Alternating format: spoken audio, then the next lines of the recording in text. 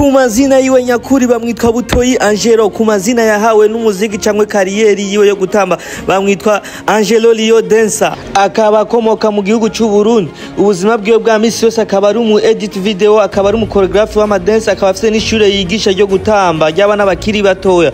Mwa kino gihe akaba bariza mu gihugu cy'u Rwanda i Kigali. Kera yakorera muri Profile ariko ubu agasigaye akorera muri Gospel. Ejo ku munsi w'ejo yari mu giteramo cya Israel Mbonyi, umuhanzi asanzwe akomoka mu gihugu cy'u Rwanda. Kuyo munsi rero w'igiteramo ciwe niho Angelo arari, aho yatavye birakomera gushika naho n'ivumbi rituma, aho Israel yaciye akomata kuri video yabonye yamushimishije, aho Mbonyi yaciye amwemera yuko mu giterane cy'ubutaha yuko igenekerezo ntaburize kuvuga yuko azomurira itike, azokwinjira ku mahera yamurihiye itike. Kubw'ivyo rero nyimba ufise impano irifo kuyikoresha neza kugira nawe igiraho gushikanye.